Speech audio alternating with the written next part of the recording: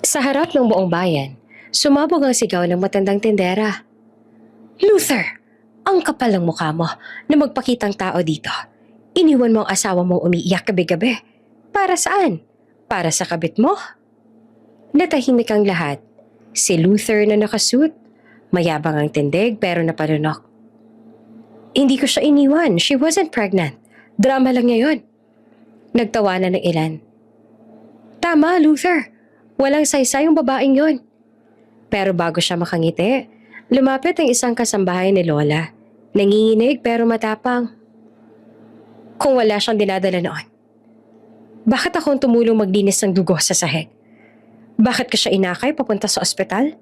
Habang ikaw nasa hotel kasama ng kabit mo? Namutla si Luther.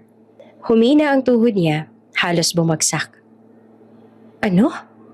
Ano sinabi mo? At sa mismong sandaling iyon, dumating ang 2 bodyguards at isang nakashades na lalaki. Excuse me?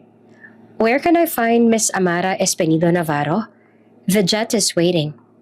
Sunod nilang nakita ang isang eleganteng babaeng bumaba sa black limousine. Nakagown, parang diwata. Si Amara, ang babaeng tinawag niyang walang kwenta. Ang babaeng iniwan niya, na dapat pala niyang prenotektahan. At nang magtagpo ang mata nila, tumulo ang luha ni Luther. Hindi dahil sa hiya, kundi dahil ngayon niya lang nalaman, may anak pala sila na hindi niya naalagaan. Bago ka pa lang sa channel neto, ibang kwento ni Ate Jane, istorya mo, ikwento ko. Huwag kalimutang pindutin ang notification bell at subscribe button.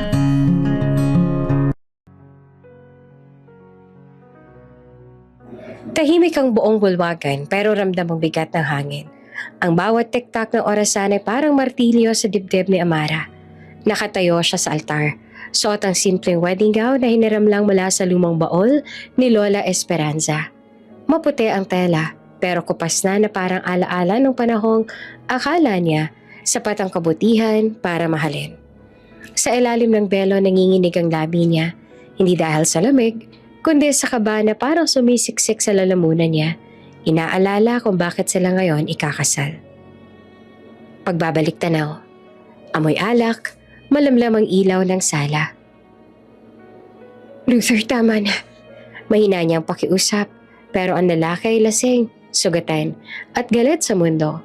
Humagulgol bago tuluyang natumba sa tabi niya. Kinabukasan, nakita sila ni Lola Esperanza. Ang matanda ay nanginginig sa galit, hawak ang rosaryo.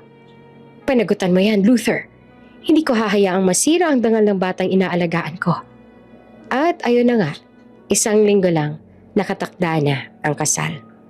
Sa altar nakatayo si Luther Villarreal. Malinis ang gupit, mamahalin ang tuxedo, pero mas malamig pa sa marmol ang tingin. Hindi man lang siya tumingin kay Amara. Ang mga daliri nito ay nakasuksok sa bulsa, halatang walang interes sa seremonya. The sooner this ends, the better. Mahina niyang sabi, halos pabulong pero sapat para marinig ng lalaking katabi sa altar. Alam ni Amara na ayaw nito sa kanya, hindi rin siya umaasa.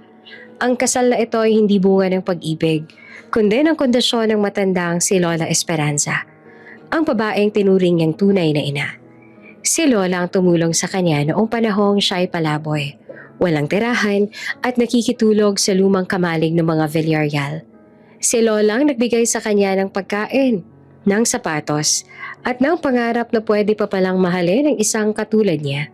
Ngayon, habang nakatayo siya sa harap ng altar, hawak ang bulaklak na binigkis ng lumang laso, naaalala niya ang mga salitang binitiwan ni Lola noong gabing pumayag siya sa kasal. Anak, minsan, kailangan pong pumasok sa unos para makakita ng liwanag. Hindi niya alam kung liwanag pa talaga o bagyo ang papasukin niya ngayon. Do you, Luther Villarreal, take this woman to be your lawfully wedded wife? Tanong ng pare. Yes. Mabilis sa sagot ni Luther na walang emosyon. Pagkatapos ay siya naman. Do you, Amara Reyes, take this man to be your lawfully wedded husband? Yes, Father. Mahina ngunit buo ang boses niya. Napalunok siya sabay pikit. At sa sandaling iyon, Tumunog ang kampana. Nagpalakpakan ng mga bisita. Sa isang iglap, naging Mrs. Villarreal na siya kahit hindi pa siya handa. Sa simpleng reception sa lumang mansyon ng mga Villarreal, halatang pilit ang kasiyahan. Si Lola Esperanza nakaupo sa gitna, masayang pinapaano ng mga bagong kasal. Pero halata sa kanyang mga mata ang pagod. Si Luther nakaupo lamang sa dulo ng mesa, hawak ang cellphone. Minsan-minsan lang sumasagot kapag kinakausap. Si Amara naman tahimik na kumakain ng kaunting salad sa tabi ni Lola. Naririnig niya ang bulungan ng mga bisita. Swerte niya, napangasawa si Luther Villarreal. Di bagay, parang probinsyana lang. Ngumiti siya kahit masakit. Ayaw niyang ipakitang apektado. Si Lola Esperanza lumapit at tinaplos ang kamay niya. Anak, pasensya ka na sa apo ko. Mabait yan, may pader lang sa puso. Give him time. Tumawa si Amara. Opo, Lola, naiintindihan ko. Pero sa loob niya, may maliit na tinig na nagbubulong. Hanggang kailan ako maghihintay ng pusong ayaw magbukas? Pagkatapos ng reception, unti-unti nagpaalam ang mga bisita. Si Amara ay naglakad papunta sa likod bahagi ng mansyon. Suot ang simpleng dress sa pinahiram ni Lola. Ang hangin ay malamig at ang mga ilaw sa hardin ay dahan-dahang nagkikislapan. Sa pagdaan niya sa may hagdanan, narinig niya ang pamilyar na tinig ni Luther. Nakatayo ito sa may hallway. Kausap ang isang babae sa telepono. Don't worry, Bianca. This marriage means nothing. It's just to make my grandmother happy. She means nothing to me. You hear that? Temporary lang to. Para siyang binuhusan ng malamig na tubig. Napatigil siya. Hawak pa rin ang maliit na bulaklak na dala niya mula sa simbahan. Bianca? Isang pangalan na hindi niya kalala, pero sapat para saktan siya.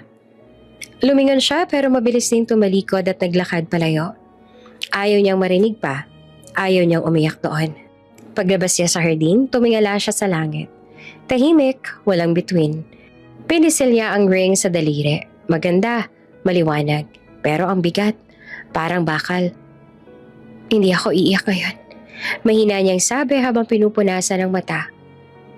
Kung aalis ka balang araw, payag ako. Pero hindi mo ako mababaon sa lupa. Lumapit si Lola Esperanza ng dahan-dahan, may kasamang ngiti. Amara anak, huwag mong kalimutan. Ang puso hindi minamadali, pero huwag mo ring hayaang apakan. Ngumiti siya kahit nangingilid na ang luha.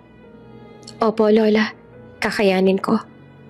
Sa loob ay naroon si Luther, nakatalikod, pinupunasan ng baso ng alak. Hindi niya alam na mula sa hardin pinagmamasdan siya ni Amara. Tahimik, ngunit may apoy na sa dibdib. Pag-alis si Lola, naiwan siya mag-isa sa malawak na hardin. Dahan-dahan ang bumubuhos ang ulan. Hindi siya tumakbo. Hinayaan niyang mabasa ang buhok, ang damit. Ang puso niyang gustong sumigaw pero pinipigilan. Habang nakamasid si Luther sa malayo, wala siyang ekspresyon. Binuksan niya ang bintana, tinapon ng boutonniere, ang maliit na bulaklak na ginamit sa kasal. Sa loob ng bahay, isinabit naman ni Amara ang wedding gown sa likod ng pinto ng kanyang silid. Pinunasan niya ito ng tuwalya, parang may halong lambing at pasasalamat. Salamat, Lola. Mahina niyang bulong. Sa kabilang silid, maririnig naman ang tunog ng sasakyang papaalis. Wala siyang habol, wala siyang salita. Ang tanging naiwan ay ang tunog ng ulan at ang tibok ng pusong unti-unting tumitibay. At sa unang gabi ng kasal na sapilitan, may 2 pusong pinilit pagtagpuin, pero hindi pa handang magmahal. Pagkapasok nila sa mansyon, hindi man lang lumingon si Luther kay Amara. Diretso ito sa study. Marahas ang bawat hakbang. Ang malakas sa pagsara ng pinto ay parang tunog ng pader na itinayo sa pagitan nila. Tahimik lang si Amara, nakatayo sa gitna ng napakagarang sala. Mataas ang kisame, kumikislap ang chandelier at sa bawat sulok ay puno ng mamahaling kagamitan. Mga bagay na parang galing sa ibang mundo. Pero sa kabila ng ganda, ramdam niya ang lamig. Wala siyang makita kahit anong bagay na may init o buhay. Lumapit siya sa malaking family portrait sa dingding ni Lola Esperanza. Si Lola Esperanza, bata pang si Luther, at isang babae siguro ay kanyang ina. Nakangiti silang lahat. Pero ngayon parang ang mga mata sa litrato ay nanlalamig din. Ganito palang bahay ng mayaman, naisip niya. Malaki nga, pero walang kaluluwa. Nasa tabi pa rin ng pinto ang maliit niyang maleta. Ang tanging bagay na pag-aari niya sa buong mansyon na ito. Huminga siya ng malalim. Pinipilit at tanggapin ang bagong buhay na hindi naman niya pinili. Isang kasambahayang lumapit. May dalang tray ng tubig. "Ma'am, water po." Mahina nitong sabit, halatang kabado. Ngumiti si Amara, pilit pero magiliw.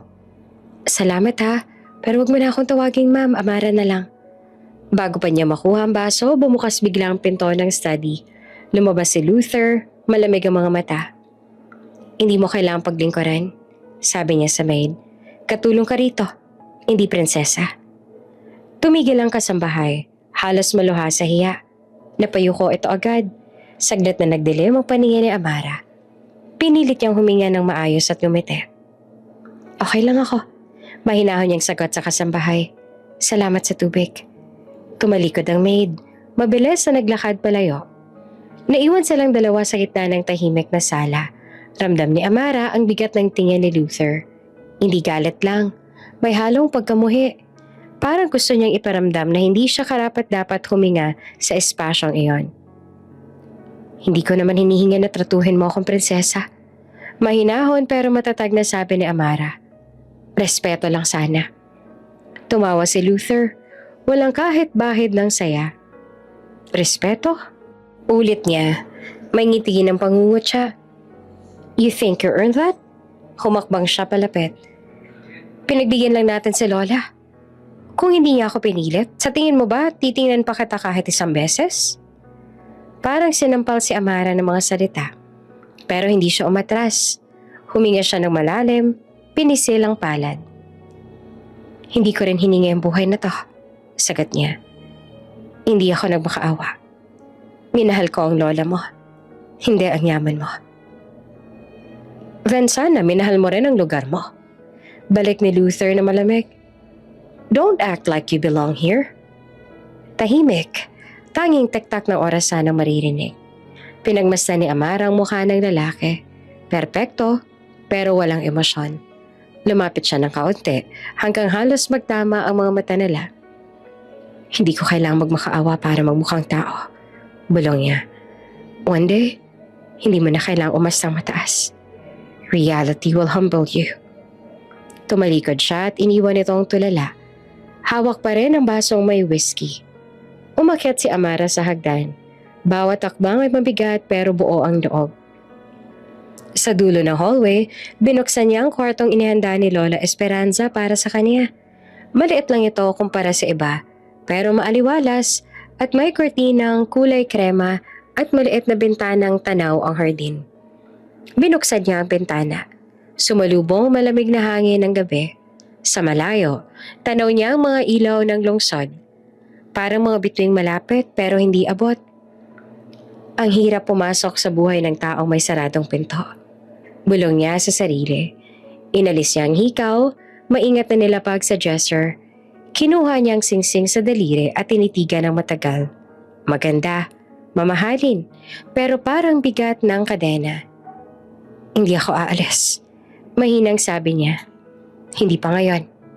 Sa ibaba ay naroon naman si Luther. Mag-isa sa sala, hawak ang baso ng alak. Nakatingin sa portrait ni Lola Esperanza, tahimik. Naririnig pa rin sa isipan niya ang boses ng matanda. "Luther, don't let anger destroy the good in you." Napapikit siya, pero agad din nilingon ng bote ng alak at nagsalin ulit. "Too late," mahina niyang bulong. Lumipas ang ilang oras, tahimik na ang buong bahay. Ang tanging tunog na lang ay ang pagpatak ng ulan sa labas. Ngunit sa isang kondo sa Maynila, isang babaeng nakasuot ng satin robe ay nakahiga sa sofa. Si Bianca, ang babaeng nasa kabilang linya kanina. Hawak niya ang cellphone, naka-loudspeaker pa ang tawag. Rinig niya ang usapan kanina, pati na ang sigawan sa sala. Nakatayo siya, nakangiti habang iniikot ang wine glass sa kamay. "Ay, kawawa naman si Mrs." Sabi niya na halos pabulong pero may halong tuwa. Tumawa siya ng mahina. Let's see how long she lasts. Kinuha niya ang isa pang cellphone at nagpadala ng mensahe. May kasamang litrato nila ni Luther na magkasama sa isang business event. Caption, time to remind her who really belongs. Sa mansyon nakahiga si Amara, gising pa rin, nakatitig sa kisame. Sa tabi ng kama nakapatong ang singsing na parang pilit niyang gustong kalimutan. Sa kabilang silid, si Luther naman ay nakatingin sa bintana. Parehong gising, parehong hindi mapakali. Ang ulan sa labas ay lumalakas, para bang sinasabay ang ingay sa katahimikan na lang dalawa. Sa ilalim ng iisang bubong, dalawang pusong mag-asawa sa papel, pero estranghero sa isa't isa. Maulan ng gabing iyon nang bumagsak si Lola Esperanza sa sahig ng sala. Ang tahimik ng bahay ay biglang napuno ng sigawan. Si Lola! Tulong! Si Amara ang unang lumapit. Nanginginig habang tinatanggal ang mga alahas ng matanda para makahinga. Lola, sandali lang po. Huwag niyo po akong iiwan. Pakiusap niya habang pilit na pinipigilan ng pag-ikot ng mundo. Sa ospital, mahigpit niyang hawak ang kamay ng matanda. Pinupunasan ng luha ang mukha nito. Lola, gagaling ka ha? Hindi mo ako pwedeng iwan. Ngumiti naman si Lola ng bahagya, halos pabulong. Anak, kung minsan, kailangan nating tanggapin na hindi lahat ng laban kailangang tapusin. Minsan, kailangang bitawan. Pero Lola, pinutol siya ng matanda. Mahina pero malinaw. Maging matatag ka ha. Huwag mong hayaang sirain ang galit ang puso mo. At sa huling sandali, dahan-dahang bumitaw ang kamay ni Lola sa kanya. Ang tunog ng flatline sa ospital ang pumunit sa katahimikan ng gabi. Nang mailibing si Lola Esperanza, parang natuyo ang lahat sa paligid ni Amara. Ang mga bulaklak, ang lupa, pati hangin, lahat malamig. Si Luther, inima lang sumilip sa burol. May pinuntahan daw na meeting at doon ay tuluyan ang pumutok ang sugat sa puso ni Amara. Isang linggo matapos ang libing habang naglilinis sa mga gamit ni Lola, may nahulog na maliit na sobre mula sa lumang aparador. Sa loob nito ay isang sulat. Para kay Amara. Kung sakaling wala na ako. Nanginginig ang kamay niya habang binabasa. Anak, kapag dumating ang panahong mapagod ka sa pagmamahal, alalahanin mong may dahilan kung bakit ka nilagay ng Diyos diyan. Hindi para magdusa, kundi para lumaya. Kasabay ng luha, naramdaman niyang sumakit ang dibdib niya. At nang ilapag niya ang sobre sa mesa, doon niya napansin ang maliit na kahon ng pregnancy test na binili niya noong isang linggo pa. Dahan-dahan niya itong kinuha. Isang hinga, isang dasal, 2 linya. Totoo, mahina niyang sabi. Hindi na mapigilan ang pagpatak ng luha habang hinahaplos ang tiyan. Baby, may kasama na pala ako. Ngunit agad na pumasok sa isip niya si Luther. Ang malamig na tingin, ang salitang temporary wife, ang pagtawa nito minsan habang sinasabing hindi siya kailanman mamahalin. Paano ko sasabihin sa kanya? Paano kung hindi niya tanggapin? Pinilit niyang umiti, pinunasan ng luha. Kaya ko to. Ako magmamahal sa'yo, kahit na mag-isa. Kinagabihan narinig niya ang boses ni Luther sa veranda. Matinis, malamig. Kausap si Bianca. So, last time was a mistake, sabi ni Bianca na halatang galit. Tahimik si Luther sandali bago sumagot. It meant nothing. I just needed to make it look real. Para kay Lola. Parang gumuho ang mundo ni Amara. Ang taong gusto niyang lapitan para ibalita ang bagong buhay sa sinapupunan, siya rin pala ang dahilan ng pagpatay sa pag-asang iyon. Hawak ang test kit, lumabas siya ng kwarto, pinilit na maglakad. Luther, mahina niyang tawag, ngunit bago pa siya tuluyang makalapit, bumukas ang pinto, lumabas si Bianca, nakapamewang. Mapanghamon ang ngiti. Oh, look who's here, Mrs. Temporary. May mahalaga lang ako sasabihin kay Luther. Sagot ni Amara na pilit na magpatatag. Ngunit mabilis ang dila ni Bianca. Don't tell me buntis ka. Tumawa, malamig. Mapanikit. Imposible. Hindi ka nga pwede mabuntis, sabi ng doktor mo, di ba? Defective womb, remember?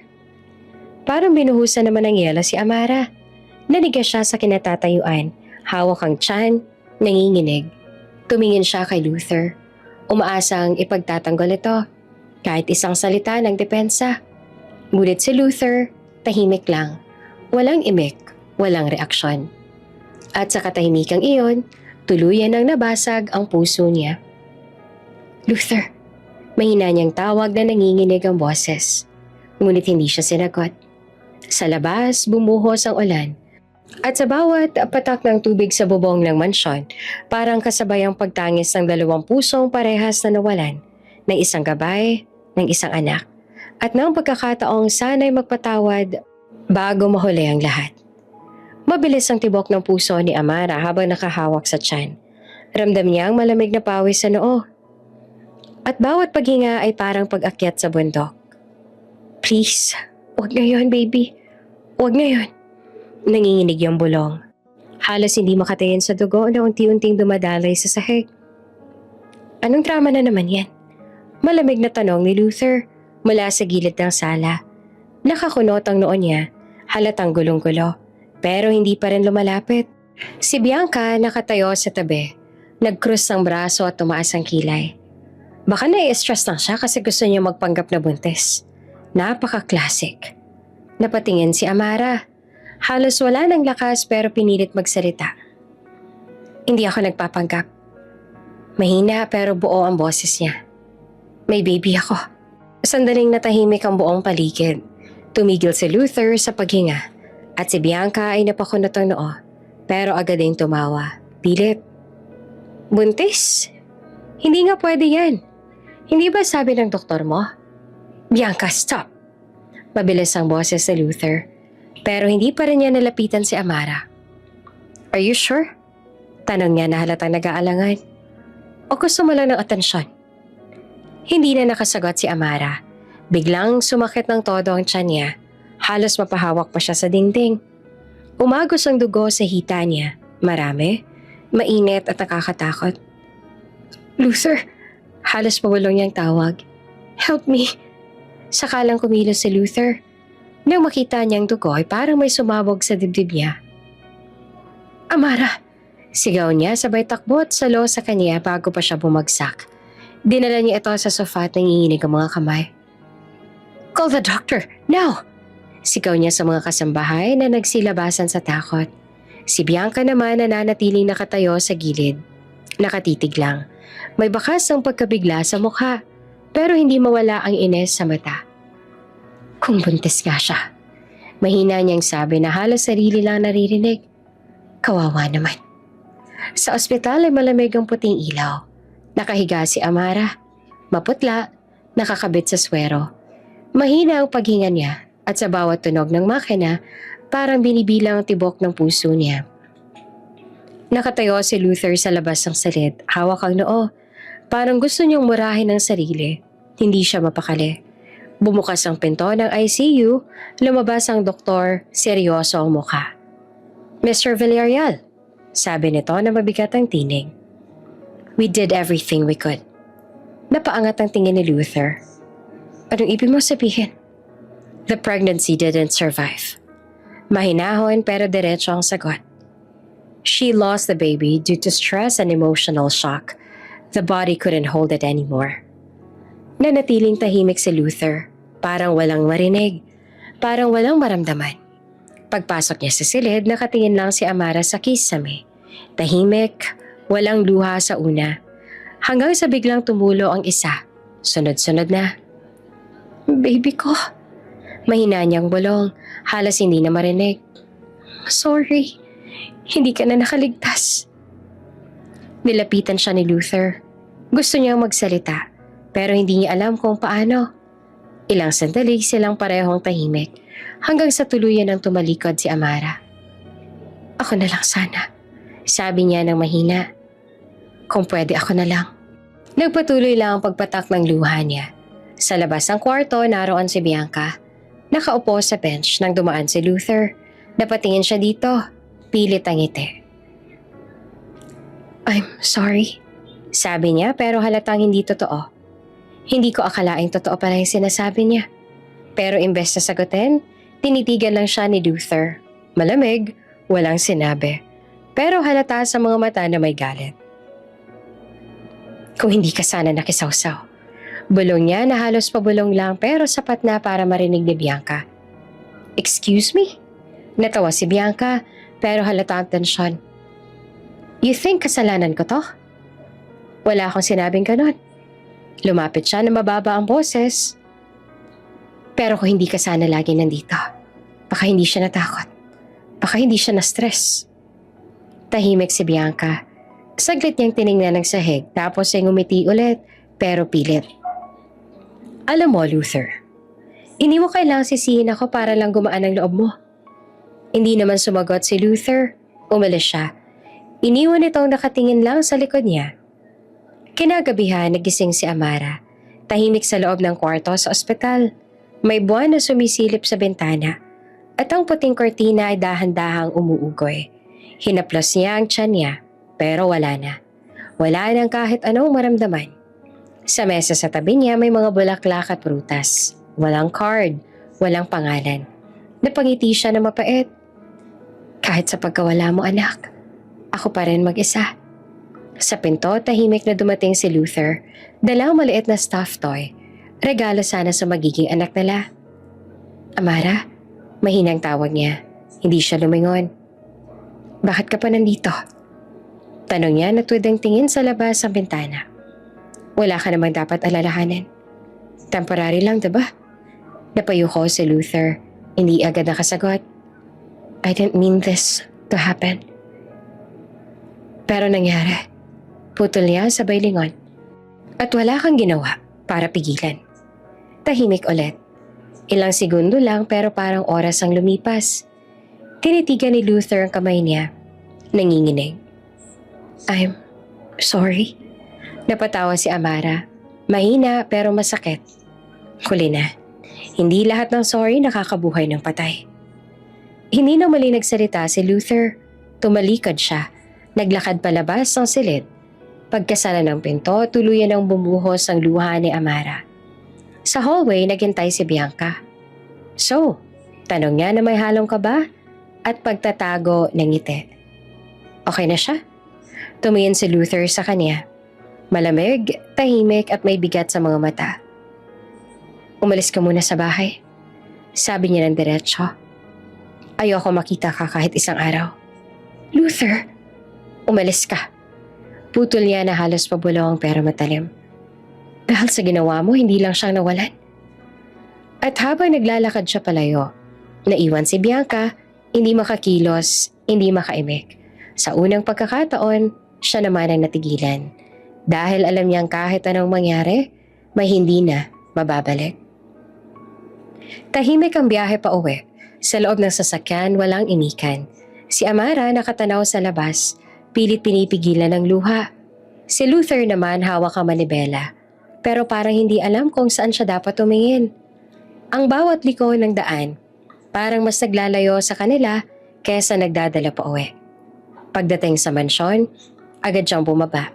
Tahimik na sumunod si Amara, pero bago pa siya makapasok, hinarang siya ng lalaki. Magpahinga ka na lang muna. Sabi ni Luther na malamig pero may halong kaba. Hindi ko naman kailangang magpahinga. Mahinang sagot ni Amara. Ang kailangan ko sagot. Napatingin si Luther pero umiwas din kaagad. Wala akong sagot sa mga tanong mo. Hindi ko nga alam kung alin pa ang totoo. Ganun ba? Mapait na ngiti ni Amara. Kahit yung sakit ko, duda ka rin? Hindi na sumagot si Luther. Umiling lang siya. Saka tumalikod. Naiwan si Amara sa hallway. Mag-isa, hawak ang maliit na envelope. Ang ultrasound ng sanggol na hindi niya makikita. Dahan-dahan niyang pinahid ang luha sabay bulong. Ito na lang natira sa atin. Kinabukasan, maagang bumaba si Amara sa mesa, naghahain siya ng kape. Tahimik lang si Luther habang binabasa ang dyaryo. Pero halata sa kilos niya ang bigat ng konsensya. Maya-maya ay naglakas ng loob si Amara. Luther, mahinahon niyang simula. Hindi ko na kailangang ipaliwanag ang lahat. Pero sana, kahit sandali, paniwalaan mo ako. Minahal kita. At yung bata, totoo yun. Ibinaba ni Luther ang dyaryo pero hindi siya tumingin. Amara, wala akong balak makipag-away. Hindi ako nakikipag-away. Sagot naman ni Amara na nanginginig ang boses. Nakikiusap ako. Isang beses lang. Paniwalaan mo ako. Lumipas ang ilang segundo bago sumagot si Luther. Hindi ko alam kung kaya ko. Doon na tuluyang bumagsak ang luha ni Amara. Hindi mo alam? O ayaw mo lang? Walang sagot. Tumalikod siya at nagtuloy sa kwarto. Doon dahan-dahan niyang tinanggal ang singsing sa daliri. Tiningnan niya ito ng matagal bago inilapag sa mesa. Siguro, ito na yung huling beses kong pipilitin. Kinagabihan, pumasok si Luther sa kwarto. Wala na si Amara sa kama. Pero naroon pa ang singsing. Nakapatok sa ibabaw ng envelope. Pinulot niya ito, tiningnan ang loob ng sobre. Ultrasound photo. Maliit na itim na bilog. May pangalan sa baba. Baby Villarreal, 8 weeks. Napatigil siya.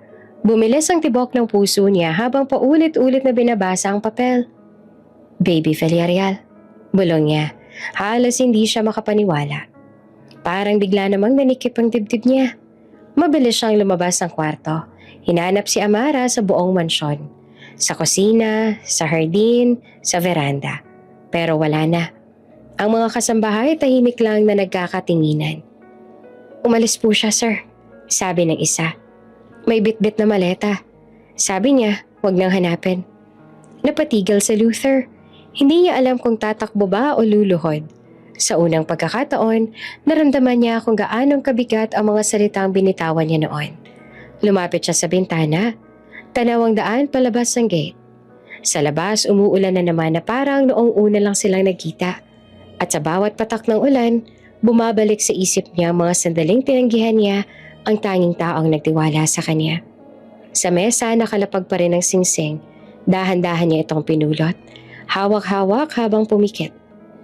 Bakit hindi kita pinakinggan? Mahina niyang sabi.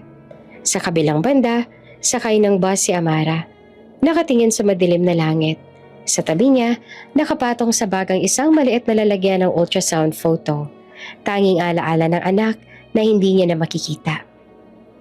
Tahimik lang siya, hindi na siya umiiyak. Para bang wala na siyang luhang natira. Sa isip niya, iisa lang ang pangako. Hindi na ako babalik bilang luhaan. Habang papalayo ang bus, tinanaw niya ang liwanag ng mansyon sa malayo. Isang huling tingin, sabay pikit ng mata. Patawad, bulong niya. Pero kailangan kong piliin ang sarili ko. Sa mansyon, si Luther naman ay tahimik na nakaupo sa sahig ng kwarto. Hawak ang ultrasound sa dibdib. Walang luha, pero halata sa mukha niya ang pagsisisi.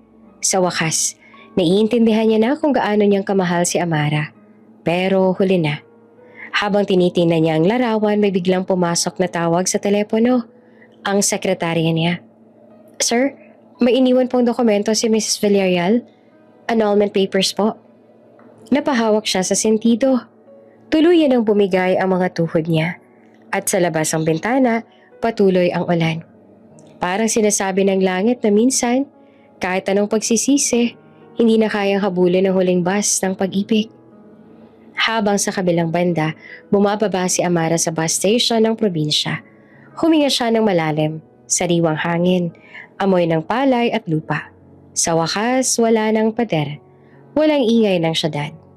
Pagdating niya sa bahay, agad siyang sinalubong ni Nanay Clarita. Anak, Diyos ko, bakit ang payat mo? Ngumiti naman si Amara at pilit na matatag. Ma, pagod lang ako, pero kaya ko. Niyakap siya ng ina ng mahigpit. At sa yakap na iyon, tuluyan ang bumigay si Amara. Hindi dahil sa kahinaan, kundi dahil sa pakiramdam na ligtas na ulit siya. Lumipas ang mga araw, nasanay na siya sa tahimik na buhay. Nagluluto, naglalaba, naglalakad sa palayan. Sa bawat takbo ng oras, unti-unti niyang naramdaman ang paghilom. Minsan, habang nagbabanlaw ng damit sa ilog, napatingin siya sa malinaw na tubig at nakita ang refleksyon niya. Maputla pa rin, pero may ngiti na. Okay lang. Bulong niya. Hindi ako natalo. Natuto lang. Gabi-gabi umuupo siya sa labas ng bahay, nakatingin sa langit. Bitbit niya lagi ang maliit na larawan ng ultrasound. Baby, mahina niyang sabi. Hindi mo man ako nakasama, pero pinapangako kong tutulungan ko yung mga babaeng katulad ko. Hindi kita kakalimutan. Kumikinang ang mga bituin, parang may tugon. Tahimik, pero puno ng pag-asa. Kinabukasan, maagang naglakad si Amara papunta sa bayan. May dala siyang basket ng gulay. Plano niyang ibenta sa palengke. Habang naglalakad sa gilid ng kalsada, huminto ang isang itim na kotse sa tabi niya. Bumaba ang tinted na window. Isang lalaki, nakasuit. Maamo pero formal ang tingin. Miss, sabi nito. Ikaw ba si Amara Villarreal? Napatigil siya at halatang nagulat. Sino ho sila? Ngumiti ang lalaki. Talent scout ako, may nagrekomenda sa'yo. Nakita ka daw ng kumakanta dati sa event sa Maynila? Interested ka bang mag-audition? Napakurap si Amara. Hindi siya makapaniwala. Bakit ako? May karisma ka, sagot ng lalaki. At may kwento ang mga mata mo. Tahimik siya, hindi agad sumagot, pero sa loob niya may kakaibang sigla. Baka ito na yung simula ng bagong kabanata ng buhay niya. Hindi bilang asawa, hindi bilang biktima, kundi bilang sarili niya. Habang pinapanood niya ang kotse na papalayo, huminga siya ng malalim. Siguro nga, bulong niya. Minsan kailangan mo munang mawala para mahanap ang totoo mong halaga. Tumigil ulit ang kotse, bumaba ang bintana. Miss Amara, sabi ng lalaki. Kung sakali mo magbagong isip mo, may event sa Maynila sa Sabado, baka doon ka dapat. Ngumiti siya. Hindi dahil sa pag-asa sa iba, kung hindi dahil sa paniniwala sa sarili. Baka nga, sagot niya sabay lakad papunta sa liwanag ng umaga. Miss, sorry to bother you, sabi ng lalaki sa likod ng tinted na kotse.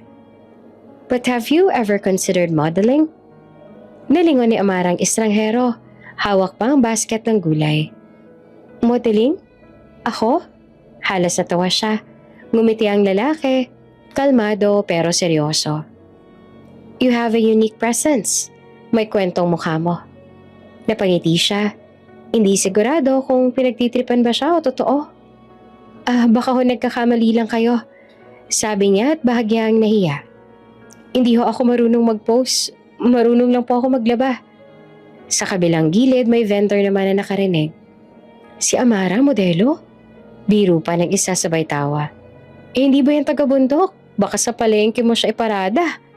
Natawa pa ang iba, pero hindi na nagpaliwanag si Amara. Ngumiti lang siya ng mahinhin. Okay lang, sanay ako sa pangmamaliit. Inabot ng talent scout ang business card. Call me if you decide. Hindi ko sinasabi na madali pero minsan kailangan mo lang sumubok. Kinuha niya ayon. Medyo nag-aalangan pero may halong intriga sa isip.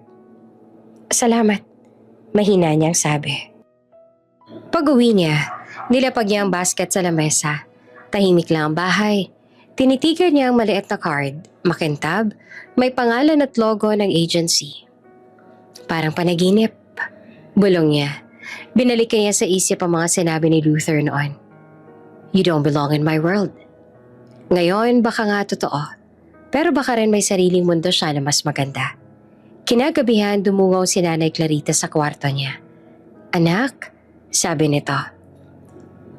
Narinig ko daw kanina may scout na kumausap sa'yo. Tumango siya. Oo ma, pero baka biro lang yon. Ngumiti naman ang ina. Marahan ang tono. Hindi naman lahat ng milagro dumadating na may harana. Minsan, simpleng pagkakataon lang. Anak, kung meron kang kaya, gawin mo. Hindi ka ipinanganak para maging alipin ng sakit. Niyakap ni Amara ang nanay niya. Ma, natatakot pa rin po ako. Lahat ng lumalaban natatakot pero yung may tapang, sila yung umaalis kahit nanginginig. Kinabukasan, maagang nagising si Amara. Tumayo siya sa harap ng salamin. Simple lang. Plain shirt, nakapusod ang buhok, walang makeup. Pero sa unang pagkakataon, hindi niya nakita ang babaeng iniwan. kundi isang babaeng handang magsimula. Tinanggal niya ang buhok sa pagkakapusod, hinagod ito pababa at ngumiti sa sarili. Kaya ko ba? Tanong niya sa refleksyon. Ngumiti siya ulit ng mas matatag. Kaya ko. Kinuha niya ang cellphone at business card. Ilang ulit siya nagduda bago i-dial ang number. Pero sa huli, pinindot pa din niya. Hello? This is Amara. About the modeling opportunity. Sa kabilang linya, narinig ang pamilyar na boses ng scout na masigla. Miss Amara, good timing. We're holding a casting call in Manila tomorrow. Ready ka bang umalis bukas? Napatigil siya. Parang tumigil din ang oras. Tumingin siya sa paligid ng maliit na bahay, sa mga lumang kortina, sa mga damit na nakasampay. Hawak niya ang ultrasound picture sa dibdib. Parang paalala ng lahat ng pinagdaanan niya. Huminga siya ng malalim. Ready na. Sagot niya na buo ang loob. Pagkababa ng tawag, umupo siya sa kama. Walang luha, walang kaba. Ngayon lang niya naramdaman na may direksyon ulit ang buhay niya. Habang nag-iempake ng kaunting gamit, napangiti siya. Baby, bulong niya. Samahan mo ako ha, para sa atin to. Kinagabihan bago matulog ay nagdasal siya. Salamat Lord, kasi kahit binasag mo yung dati kong mundo, binigyan mo ako ng bagong simula.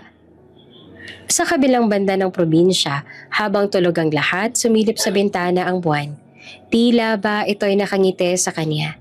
At sa gitna ng katahimikan, isang bagong pangarap ang nabuhay sa puso ni Amara.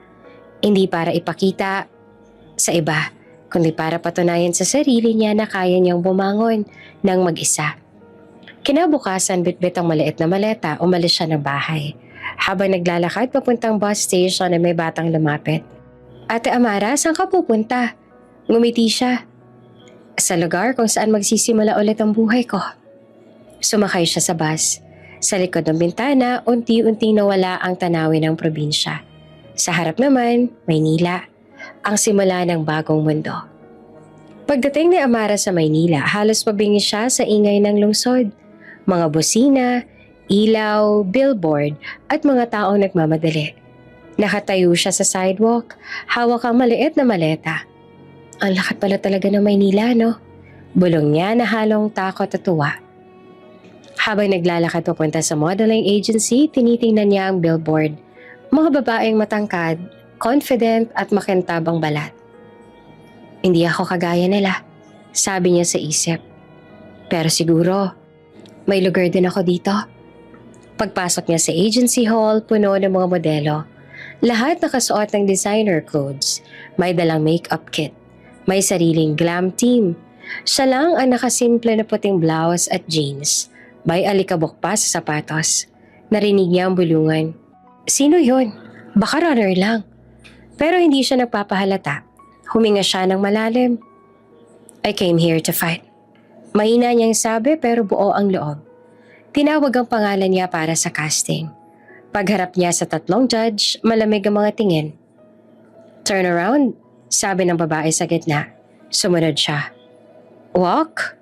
Lumakad siya ng diretsyo. Hindi perfect pero may tapang. Too provincial. Bulong ng isang judge habang nagsusulat sa clipboard. Naramdaman niya pero hindi siya umatras. Tiningnan niya ang ilaw sa harap at lumakad ulit na mas matatag.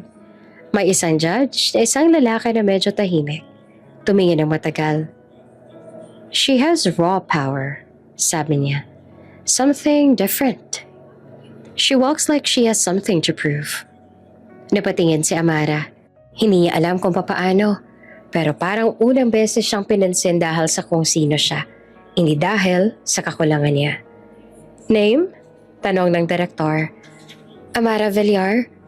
Saglit siyang natigilan. Bigla niyang naalala ang lahat. Ang kasal, ang pagdurusa, ang pagkawala. Huminga siya ng malalim at tumingin ng diretsyo. Amara Reyes. Ngumiti ang direktor. Welcome to the industry, Amara Reyes. Sa unang pagkakataon, pakiramdam niya, siya na ulit ang may hawak ng sarili niyang pangalan. Mula noon, naging abala na si Amara araw-araw. Training, photo shoots, walking classes. Nahuhulog minsan sa heels, napapagalitan ng trainer. Posture, Amara! Chin up! Don't look scared. Ngumiti siya kahit pawis sa pawis. Hindi ako scared, sagot niya. I'm learning. Pag-uwi sa maliit na kwarto na nirentahan niya, nauupo siya sa kama, tinitingnan ang lumang ultrasound photo. Baby, I'm doing this for us. Bulong niya. Minsan umiiyak siya sa pagod, pero lagi may panibagong lakas kinabukasan. Hindi para patunayan kay Luther, kundi para patunayan sa sarili niya na kaya niya magsimula ng mag-isa. Isang araw, tinawag siya ng photographer. Amara, your turn. We'll do something raw. No makeup, just emotion. Napatango siya. Simple white dress lang, nakalugay ang buhok. Think of something painful, but let it make you beautiful. Sabi ng photographer. Pumikit siya sandali. Naalala niya ang lahat. Ang kasal, ang pagtanggi, ang pagkawala. Pagmulat niya ng mata na patingin ng buong team. Don't move, sabi ng photographer. That's it, that's the look. Click, click, click. Isang raw photo na puno ng damdamin. Kinabukasan, gulat siya nang makita sa social media. Mountain Girl Beauty shocks fashion scene. May libo-libong shares. She's not your typical model. She's real, sabi ng caption. Nang makita niya iyon ay napapaiyak siya. Hindi dahil sa fame kundi dahil sa katotohanang may nakakita sa kanya sa wakas. Sa kabilang dako ng lungsod sa loob ng isang penthouse, nanonood naman si Luther ng late night news. Habang naglalabas ng wine, narinig niya sa TV. New face of local fashion, Amara Reyes, the mountain girl who stunned everyone. Tumigil siya. Nang makita niya ang mukha ni Amara sa screen, simple, natural, pero matatag, parang natulala siya. Bumaba ang baso mula sa kamay niya. Amara? Mahina niyang bulong, halos hindi siya makapaniwala. At sa sandaling iyon, naramdaman niya ang babaeng iniwan niya noon, siya na ngayong babaeng hindi na kailangang balikan para magningning. Mabilis ang pag-ikot ng mundo ni Amara. Isang taon na ang lumipas mula sa simpleng audition. Ngayon ay araw-araw may photoshoot, fitting o meeting. Hindi na siya si Amara na tahimik at takot. Ngayon, confident na siya, pero hindi arogante. Sa backstage ng isang editorial shoot, habang pinapahira ng makeup artist ang pisngi niya, nakatingin lang siya sa salamin. Hindi niya makilala ang babaeng nasa harap niya. Elegant, composed, pero may bakas pa rin ang mga sugat na natutunan niyang yakapin. Ready ka na, Amara? Tanong ng stylist. Ngumiti naman siya. Ready na. Para sa bawat babaeng muntik ng sumuko. Paglabas niya ng set, agad siyang sinalubong ng mga kamera. Okay, Amara, bigay mo sa amin yung raw emotion, sabi ng photographer. Pumikit siya sandali. Sa loob-loob niya, naalala niyang mga gabi sa mansyon. Ang sigaw, ang sakit, ang pagkawala ng anak. Nang dumilat siya, may luha sa gilid ng mata. Pero may tapang din sa titig. Click! Isa, dalawa, tatlong shots. Tahimik ang buong crew. Perfect! Bulong ng photographer. You're not posing, you're telling a story. Kinabukasan lumabas ang feature article. From Pain to Power, The Rise of Amara Reyes. Agad itong nag-viral. Mga tao sa social media ay nagkomento. Ang lakas ng aura niya, no? Hindi lang ganda, may lalim. She looks like she's been through something and won. Sa gitna ng atensyon, nanatiling humble si Amara. Hindi siya nasisilaw sa papuri. Pero alam niyang unti-unting bumabalik ang halaga ng sarili niya. Sa isang interview, ngumiti ang host. Amara, you're the talk of the town. Pero gusto naming malaman, what fuels your strength? Tahimik siya saglit. Hindi agad sumagot. Naramdaman niya ang bigat sa dibdib, pero ngumiti pa rin. I lost something precious once, sabi niya sa boses sa banayad. And now, I fight to honor that love. Hindi niya binanggit kung sino o ano, pero lahat ng nakarinig, alam na may malalim sa likod ng bawat salita. Pagkatapos ng interview, trending agad. Mga video edits, quotes, at reaction posts na nagkalat sa internet. Hashtag Queen of Sierra. Hashtag From Pain to Power. Ang mga hashtag na dati imposible para sa babaeng dating iniwan at tinawag na wala. Sa mansyon, nasa harap ng TV si Luther. Tahimik, naka-off ang mga ilaw. Tanging glow ng screen ang kumikislap sa mukha niya. Nakita niya si Amara. Confident, kalmado. Hindi na yung babaeng dating umiiyak sa harap niya. Habang pinapakinggan niya ang sagot nito sa interview, unti-unting bumigat ang dibdib niya. I lost something precious once. Tumulo ang isang luha, tahimik lang.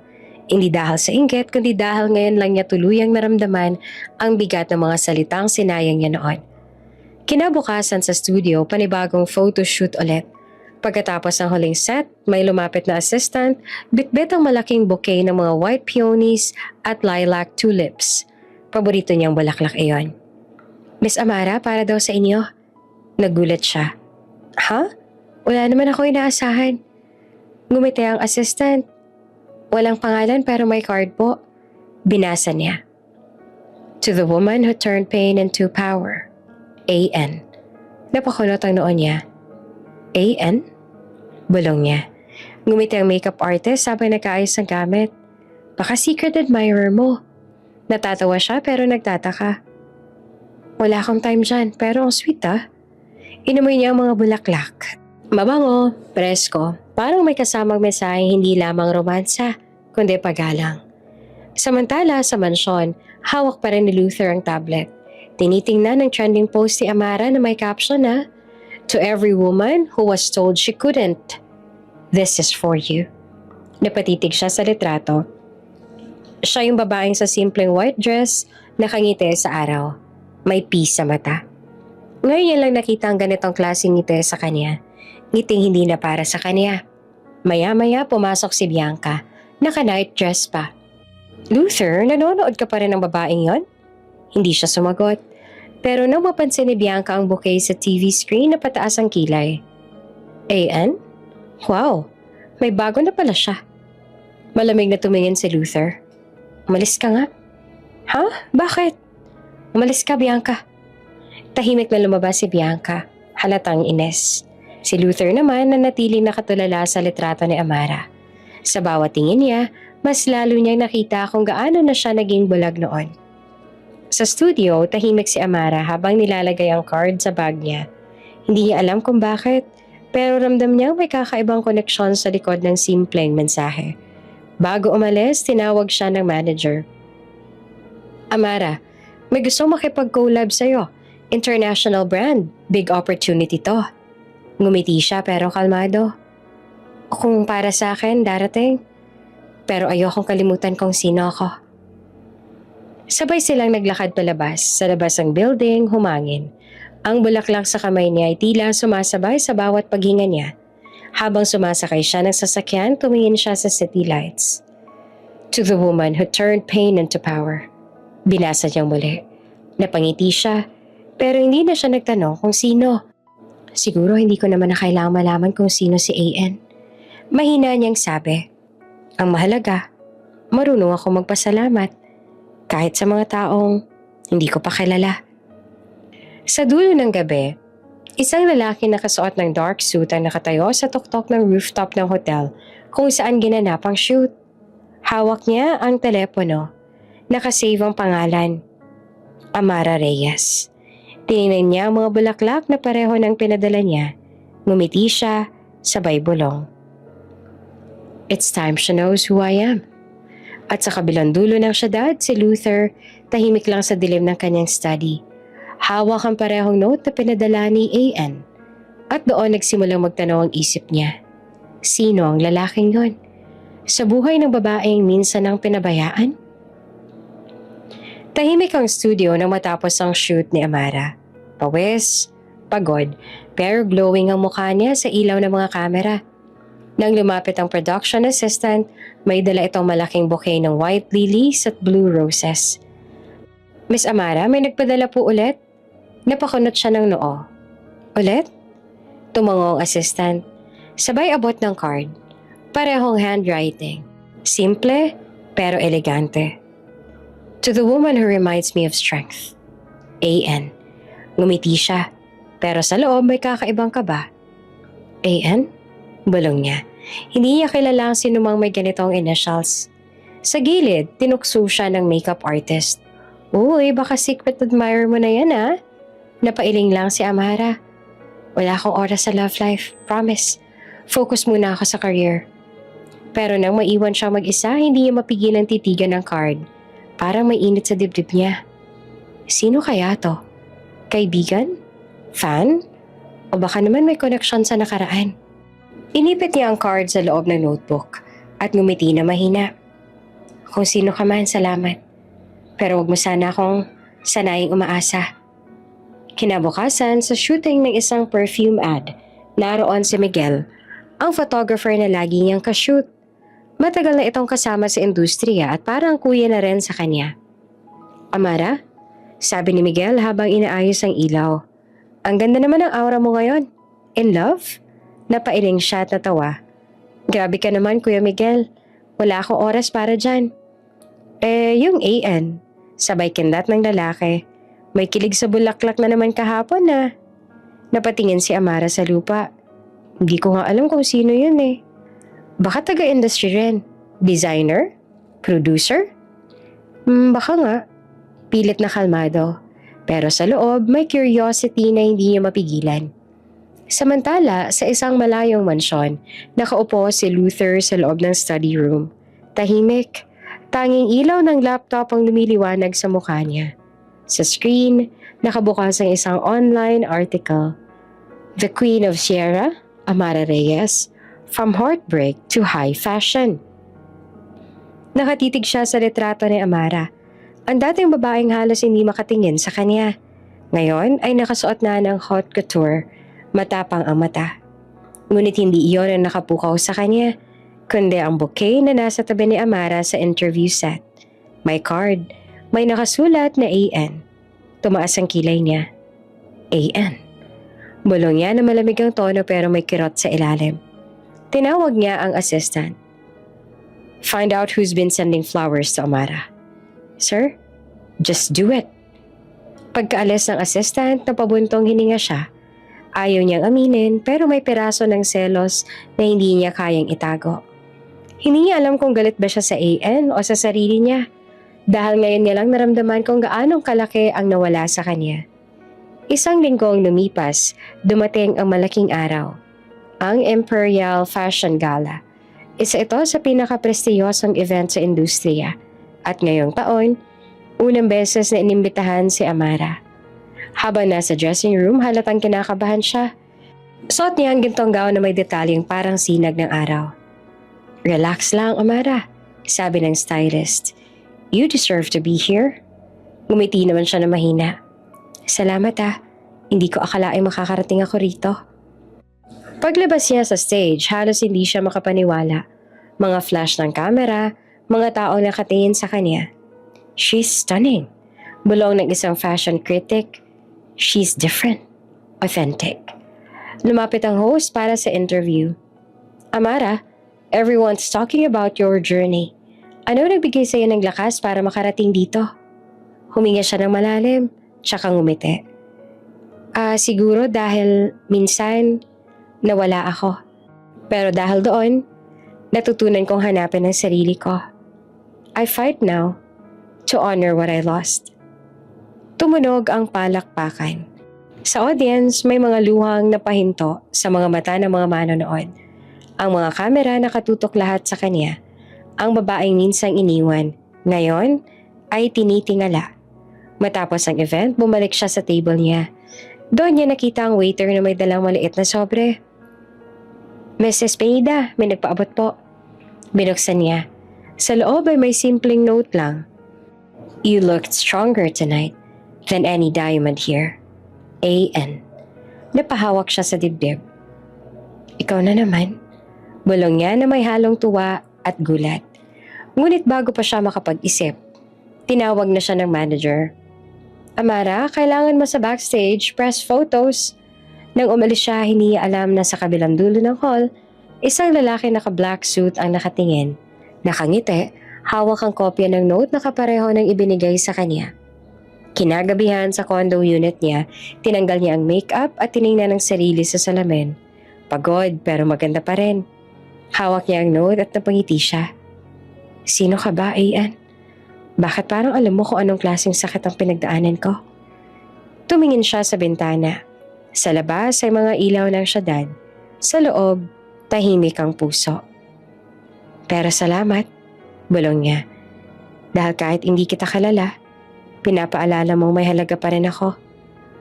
Nilagay niya ang note sa maliit na kahon, kasama ng ultrasound photo ng anak. Para sa mga alaala na hindi kailanman mawawala.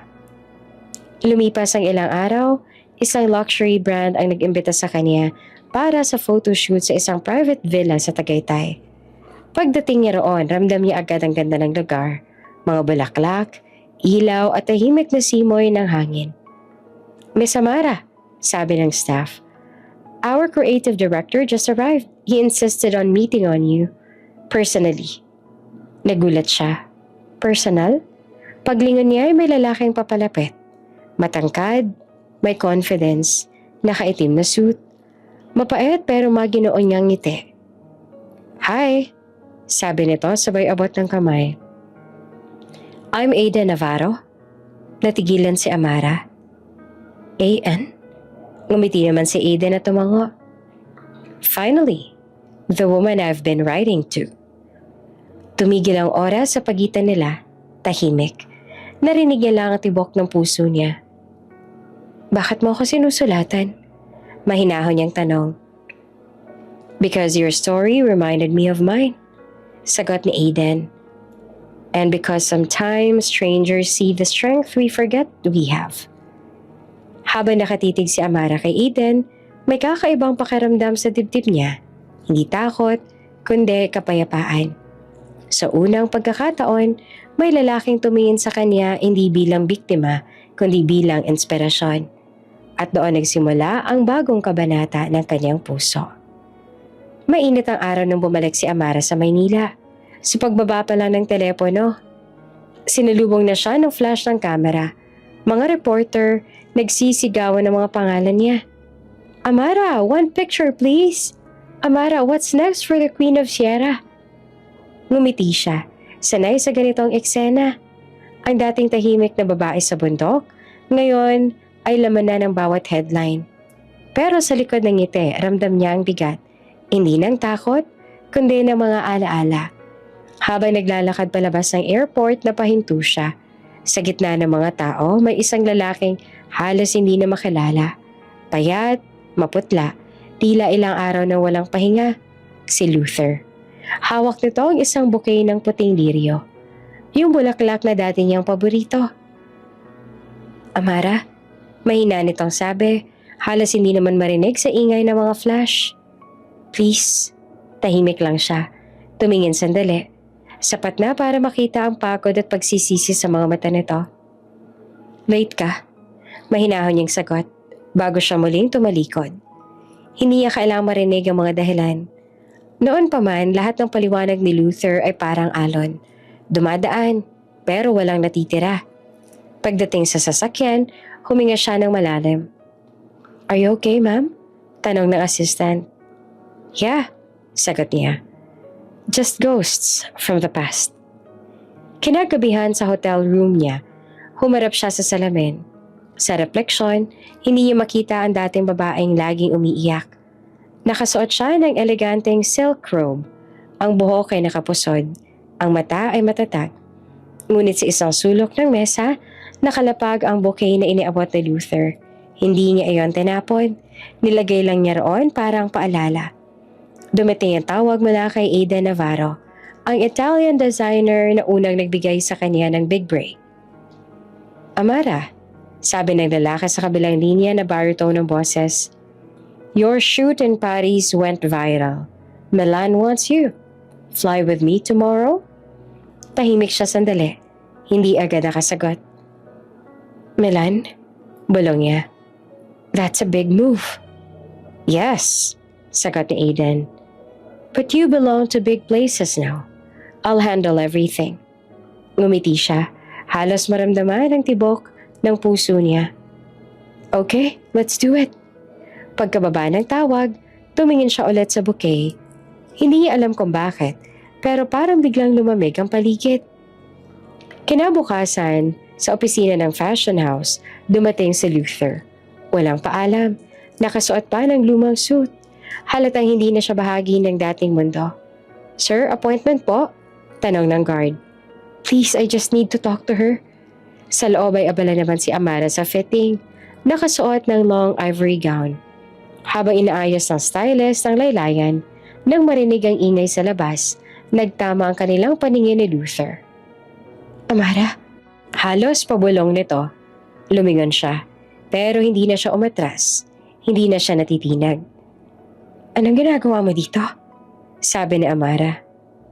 I'm sorry for everything. I lost everything when you left. The company, the respect, even myself. Sagot ni Luther. Napayuko si Amara sandali. Pag-angat ng mukha, kalmado na siya. Luther, mahinaho niyang sabi. Hindi ko kailangan ng sorry para mabuo. Hindi ko iniwan ang mundo nung umalis ako sa'yo. Ikaw ang umalis sa sarili mo.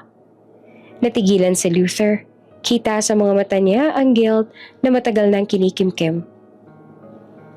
Huwag mong gawing sentro ng mundo mo ang pagkawala ko. Dugtong pa ni Amara.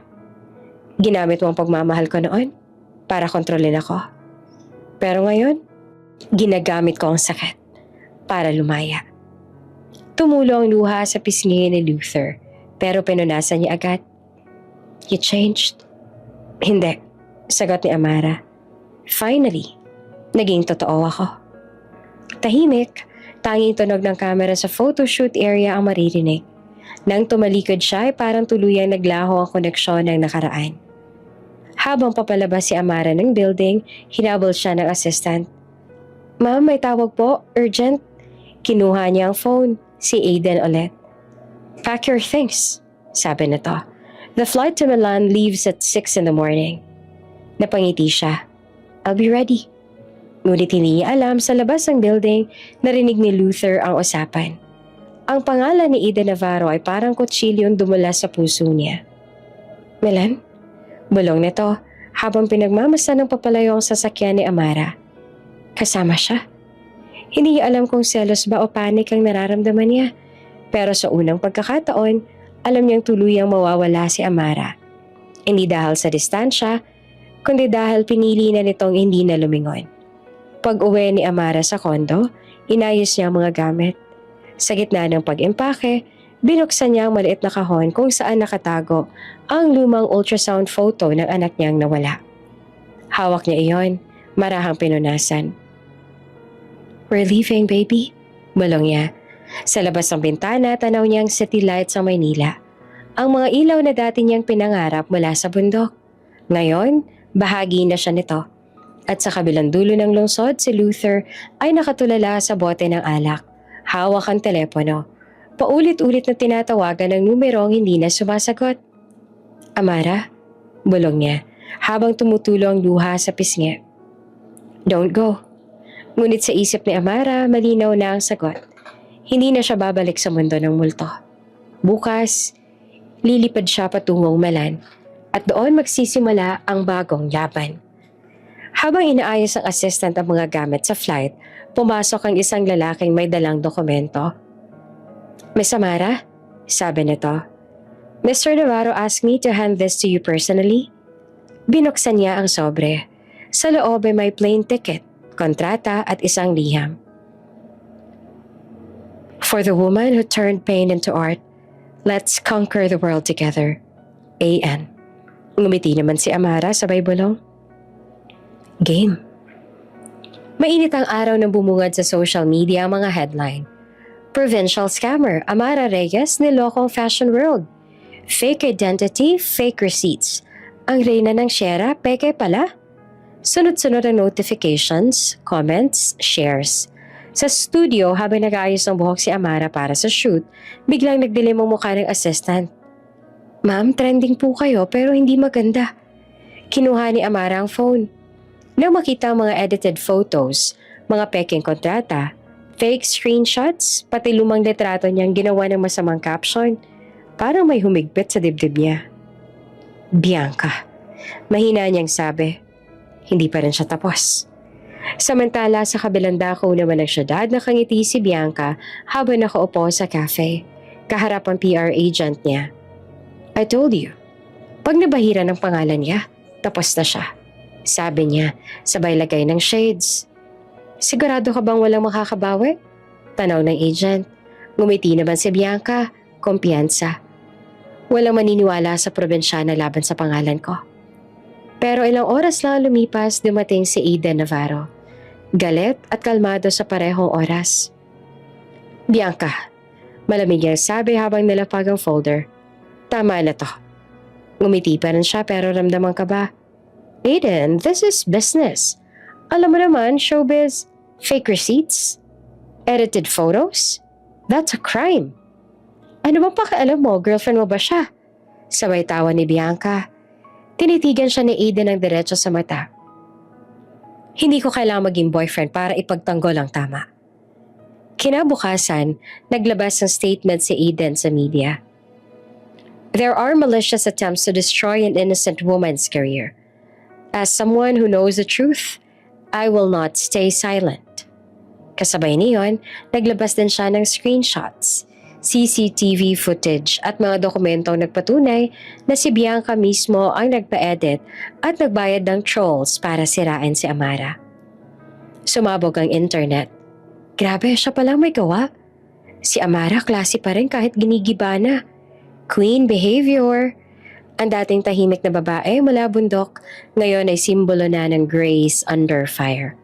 Sa press conference na tinawag ng agency, tahimik ang bulwagan. Puno ng reporters, ilaw at camera flashes. Si Amara simple lang ang suot. White blouse, minimal makeup at matatag ang tingin.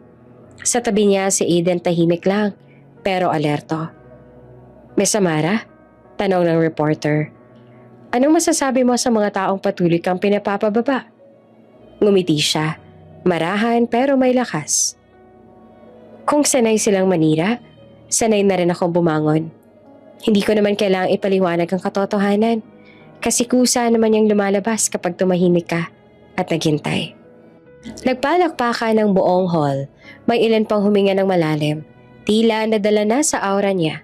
Biglang may bumukas sa pinto. Isang lalaki ang pumasok.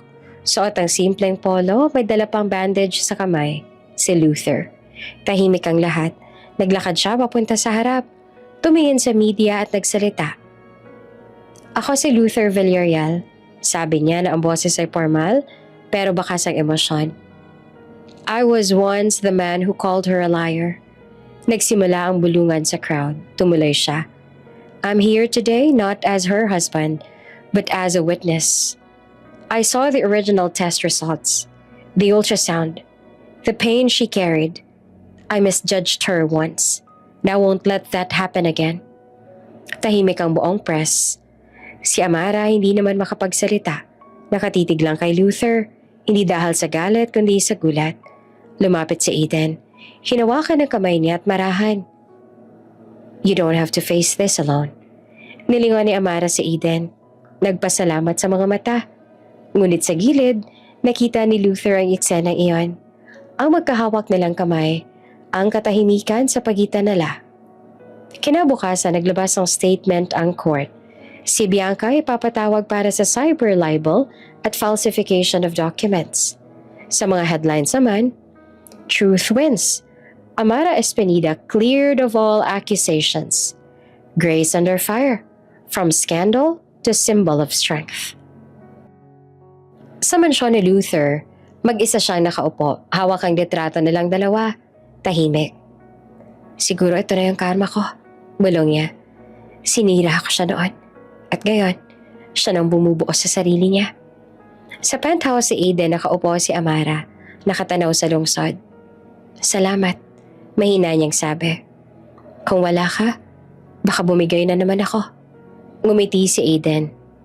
Hindi mo kailangang magpasalamat. Ikaw ang lumaban. Ako lang sumalo sa gulo. Nagkatinginan sila. Tahimik pero puno ng respeto. Maya-maya kumatok ang manager niya. Amara, may gustong kumausap sa'yo sa telepono. Kinuha niya tahimik na sumagot. Hello? Boses na Luther na mabagal at mabigat. Hindi ako tumawag para maghabol. Gusto ko lang magpasalamat sa pagtuturo mo kung ano ang tunay na respeto. Tumahimik siya sandali bago sumagot. Salamat din, Luther. Sa wakas, pareho na tayong natuto. Pagkababa ng tawag, tumungaw si Aidan sa bintana sabay sabi, Europe's Fashion Week just confirmed your slot. You're officially the face of True North, the campaign about women who rose after being broken. Napangiti naman si Amara, may luha sa gilid ng mga mata. Perfect, sabi niya. Dahil tapos na ang kwento ng kahapon. Panahon na para isulat ang bago. Sa malayo, si Luther nakatingin sa news article na yon at sa unang pagkakataon ngumiti rin kahit masakit. Hindi na siya ang lalaking kailangan ni Amara at iyon ang pinakamahirap pero pinakatamang katotohanan tinanggap niya. Hating gabi na sa opisina ni Luther pero maliwanag pa rin ang mga ilaw. Puno ng papel ang mesa niya, mga dokumentong hindi niya na naiintindihan. Sa harap niya ay ang frame ni Amara. Hawak pa rin niya kahit ilang beses niya nang sinubukang itago. Lumalalim ang gabi, habang sa labas ay umuulan, tahimik. Tanging tunog ng tikatik ng ulan at paghinga niyang mabigat ang maririnig. Ilang araw na siyang hindi natutulog. Halos walang kinakain. Mr. Luther, please rest, sabi ng sekretarya sa pinto, ngulit hindi siya kumibo. Close the door. Mahinang utos niya. Pagkalipas ng ilang minuto, bumagsak na lang ang ballpen mula sa kamay niya. Nakatulala siya sa kontrata. Termination notice ang kumpanya. Isa-isang bumabagsak ang lahat ng pinagpaguran niya. Ang dating CEO ng Villarreal Group, ngayon parang batang nawawala. Ang mga board members isa-isang umatras. Luther, your emotional instability is affecting our investors, sabi ng chairman noong huling meeting. Wala na siyang nagawa. Isang gabi habang mag-isa siya sa conference room, biglang umikot ang paningin niya. Nabitawan niya ang cellphone, napasandal sa upuan, at bago siya tuluyang mawalan ng malay, narinig pa niyang may tumatawag. Sir Luther? Sir? Pagmulat niya, ospital na. Mabigat ang katawan, tuyong-tuyo na ang lalamunan. Naroon ang doktor, si Dr. Ramos, na seryoso ang mukha. Luther, you had a minor collapse. Breakdown due to extreme stress. You need some rest. Namapangiti naman siya na mapait. Rest? Wala na akong kapahingahan, Doc. Tahimik lang si Dr. Ramos, pero bago ito umalis, iniwan ang mga salitang, kung hindi mo patatawarin ang sarili mo, kahit anong gamutan, walang epekto. Pag-alis ng doktor, napatingin siya sa kisame. Doon niya tuluyang napaiyak. Hindi dahil sa sakit ng katawan, kundi sa bigat ng konsensya. Punishment ko to. Bulong niya. Wala akong ibang dapat sisihin kundi ako. Tinawagan niya ang abogado niya, si Attorney Manuel. Manuel, kung mag-file ng kaso si Bianca, ako ang aako. Sir? Gulat ng abogado. Wala ka namang kasalanan, si Bianca ang gumawa ng fake scandal. Lahat alam naman ng publiko. Pero mariin ang tinig ni Luther. I destroyed the woman who loved me. Ako ang nagtulak sa kanya sa impyerno. Ako ang dahilan kung bakit siya nasaktan. Gusto kong tapusin na to sa tama. Tahimik sa kabilang linya. Luther, this will ruin you completely. Then maybe that's the point. Mahinang tugon niya. Kinabukasan, inakyat siya ng media sa labas ng kumpanya. May kumakalat na balita. CEO Luther Villarreal nagbitiw na sa pwesto. Ang mga dating kaibigan niya tumalikod. Ang ilang empleyado nanghihinayang. Pero siya, tila kalmado lang. Maybe this is how I pay back the pain I caused. Sabi niya habang inaayos ang coat. Sa kabilang dako, nasa dressing room naman si Amara. Kakapanalo lang niya ng bagong campaign, pero halatang pagod. Napatingin siya sa cellphone ng tumunog. Unknown number. Ma'am, this is the police, sabi ng boses sa kabilang linya. May nais pong maghain ng kaso laban sa asawa ninyo. Kailangan niyo pong pumunta sa presinto para linawin. Nalaglag ang brush sa kamay niya. Ano pong kaso? Libel case. Si Bianca de Vera po ang naghain. Natigilan siya. Hindi siya makapaniwala. Si Bianca? Mahina niyang ulit. Ngunit bago pa siya makapagtanong, narinig niya ang huling sinabi ng polis. Pero andito na rin si Sir Luther ngayon, ma'am. Gusto raw kayong makita. Sa labas ng presinto, maraming tao. Mga kamera, reporters, at nang bumaba si Amara mula sa kotse ni Eden, mabilis siyang sinalubong ng mga flash ng kamera. Ngunit ang atensyon niya ay isang tao lang napunta, kay Luther. Nakaposas ito, naka-white polo, mukhang pagod at maputla. Pero ang mga mata ay puno ng lungkot at pagsisisi. Luther? Mahinang sabi ni Amara. Ngumiti ito ng bahagya, pero mapait. Sorry, kailangan kong akuin. Hindi ako makakaharap sa sarili ko kung hindi ko haharapin to. Napaluha siya. Pero hindi mo kailangan gawin to. Hindi mo kailangan saktan ng sarili mo para lang itama ang nakaraan. Tumingin si Luther sa kanya ng mahina pero buo. Hindi ko ginagawa to para mapatawad mo ako. Ginagawa ko to kasi gusto ko matuto na maging tao ulit. Habang nilayo siya ng mga pulis, tinitigan ni Amara ang dating lalaking minsan niyang minahal. Ngayon, isang lalaki na natuluyang bumagsak pero may dignidad. Tahimik lang siya, pero sa loob niya, parang may humaplos na kakaibang awa. Hindi na pag-ibig, kundi pag-unawa. Sa loob ng presinto, habang sinasara ang pinto, narinig pa niyang mahinang sabi ni Luther sa pulis. Sabihin mo sa kanya, salamat. At doon siya tuluyang napahawak sa dibdib, huminga ng malalim. Hindi niya alam kung bakit pero sa kabila ng lahat, may kakaibang kirot pa rin. Habang palabas na si Amara, sinalubong siya ni Aiden. Let's go. I'll handle this. Ngunit bago siya la umalis, lumingon siya sa presinto. Sa loob, sa isang maliit na bintana, nakita niya si Luther. Nakaupo, nakayuko, pero tila payapa sa unang beses. At sa isip niya, isang tanong lang ang umikot. Ito na bang wakas ng lahat? O simula ng kapatawaran? Tahimik sa loob ng presinto.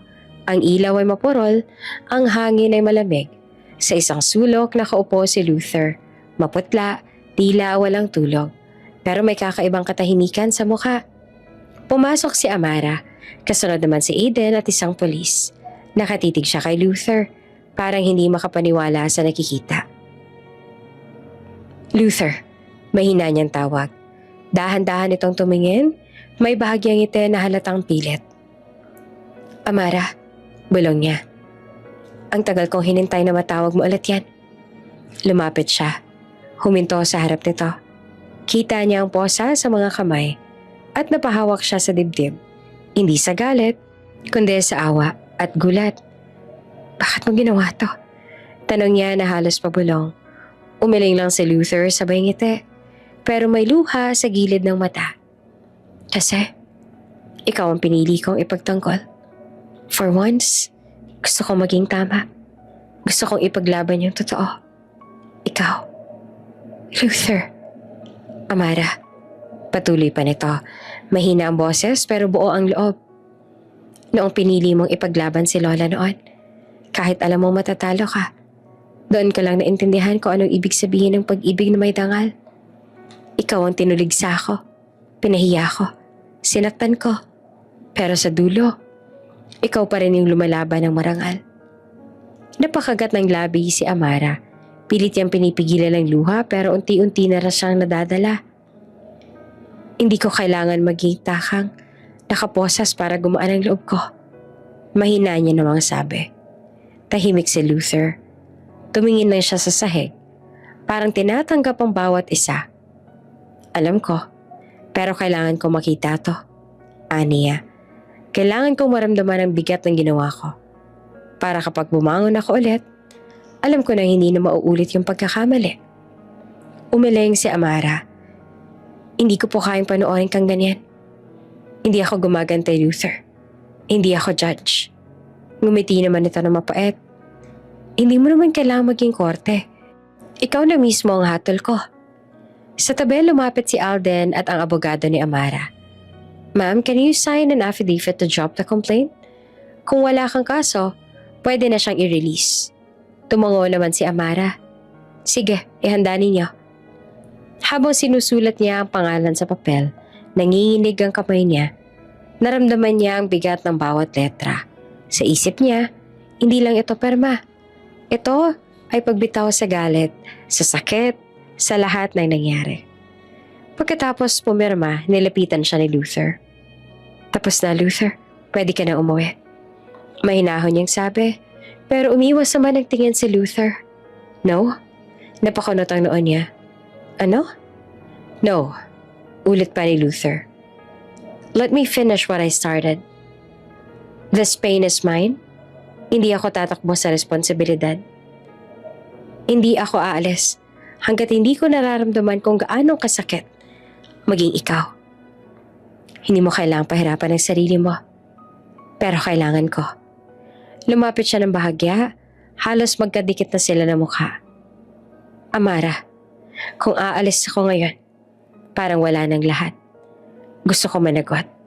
Gusto kong maranasan ang bigat ng mga salitang sinasabi ko noon sa'yo. Yung mga planong hinayaan kitang masira para lang mailigtas ang sarili kong pangalan. Huminga ng malalim si Amara. Pilit na pinipigilan ang luha.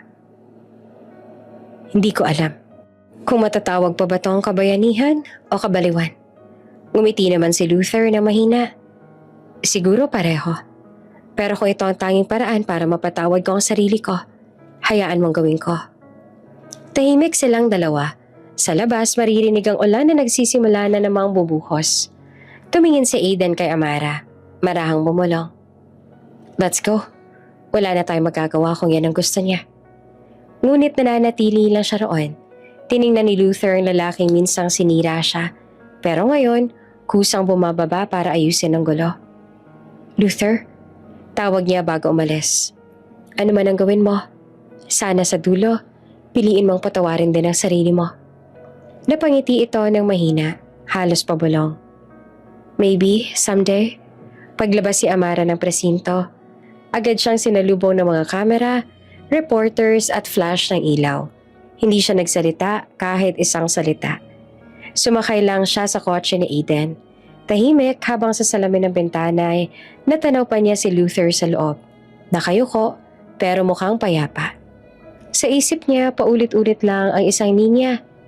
Minsan, ang taong sinaktan ka, siya rin ang pipiliin mong iligtas. Kasi doon mo makikita kung gaano ka nakalaya. Kinabukasan, kumalat sa social media ang video ni Amara na pumirma ng affidavit. Headline, Amara Reyes drops case, says forgiveness is strength, not weakness. Tahimik ang kulungan.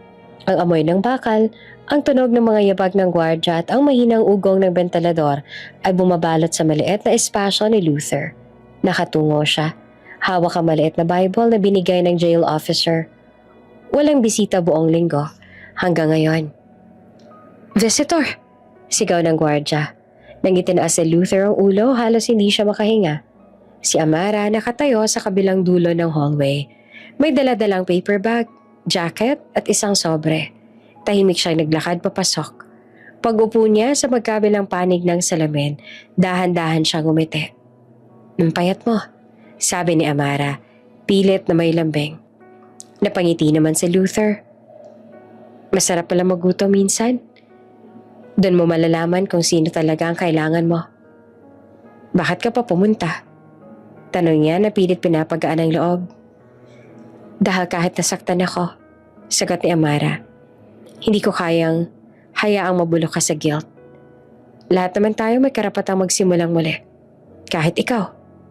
Tahimik, walang hangin, walang ingay. Para bang sa loob ng maliit na kwarto na iyon, natigil ang oras.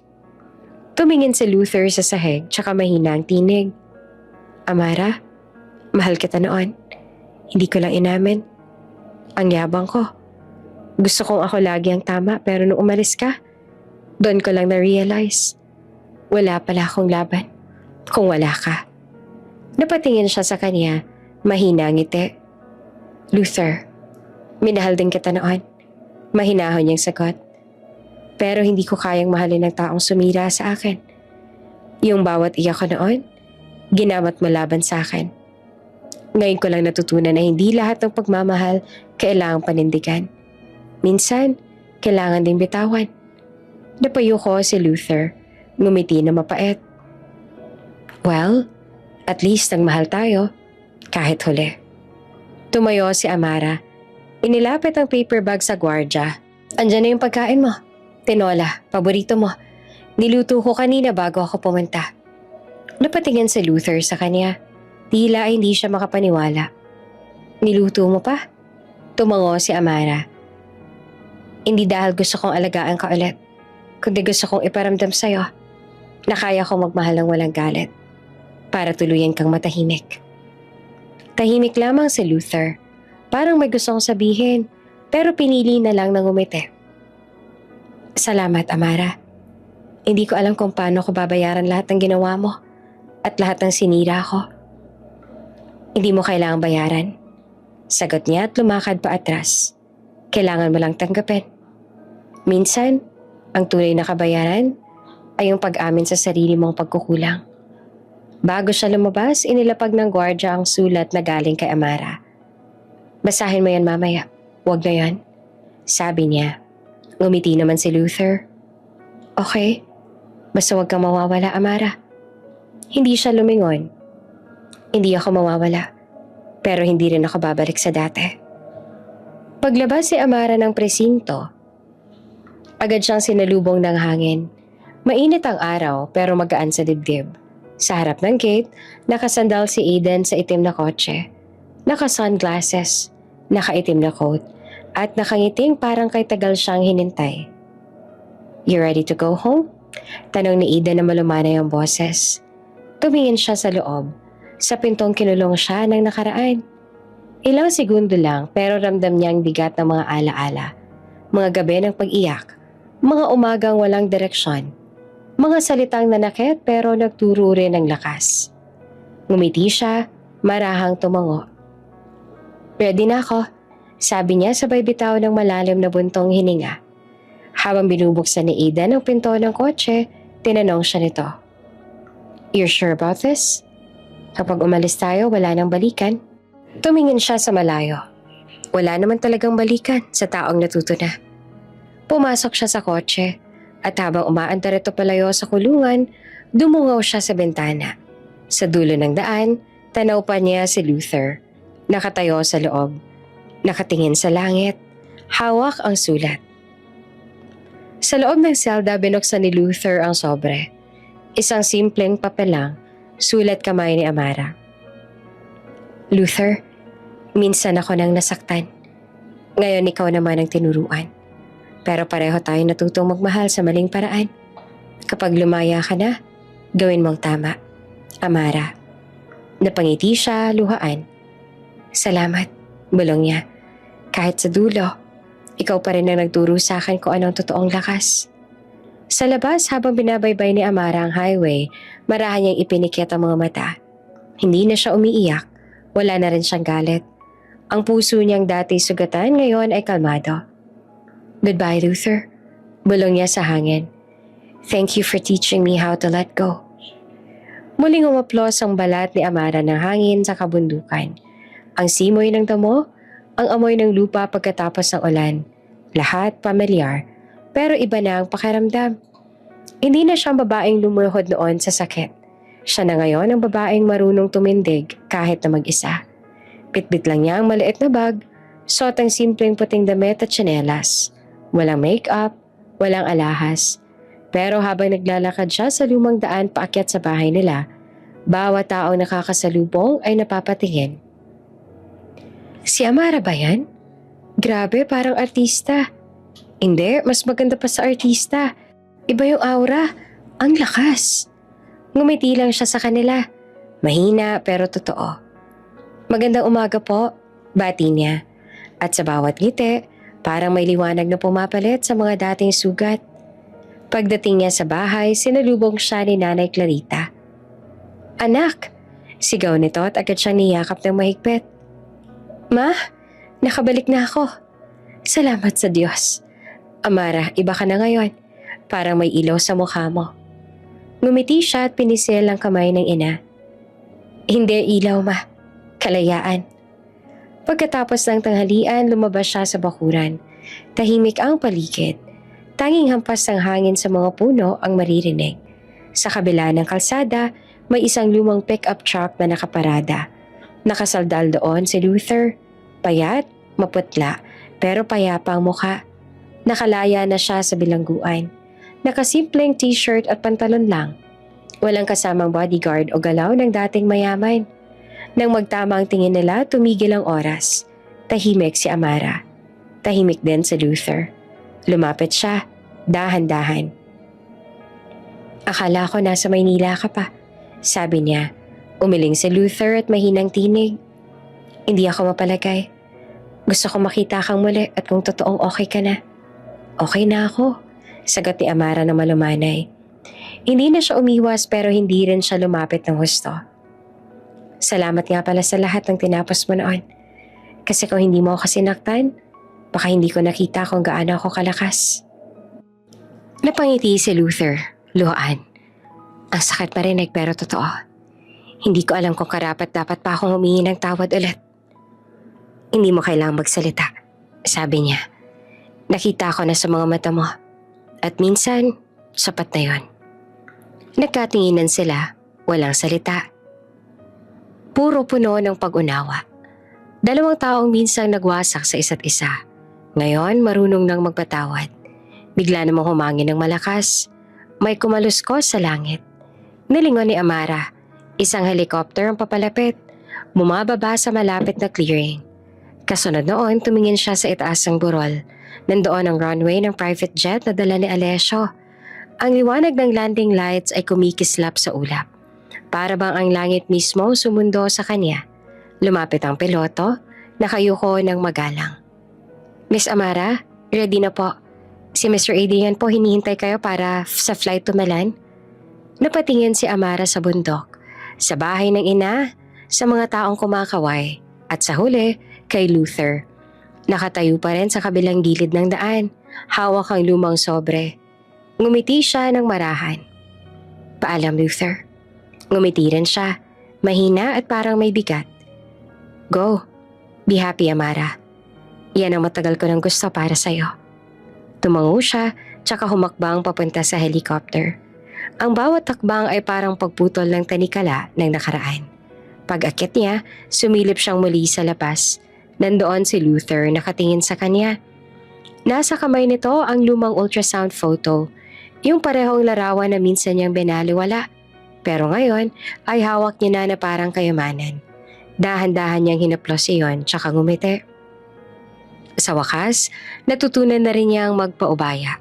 Habang umaangat ang helicopter, lumiliit ang mga bahay. Ang mga punong kilala niya mula pagkabata at si Luther, unti-unting nagiging anino. Ngunit sa puso niya, walang galit, walang lungkot, tanging katahimikan. Mula sa bintana, tanaw niya ang araw na sumisikat sa bundok. Ang mga ulap ay tila gintong alon, at ang tunog ng makina ay parang musika ng panibagong buhay. Goodbye, Sierra, bulong niya. Salamat sa lahat. Sa lupa, tinitigan ni Luther ang langit hanggang sa mawala ang helicopter sa ulap.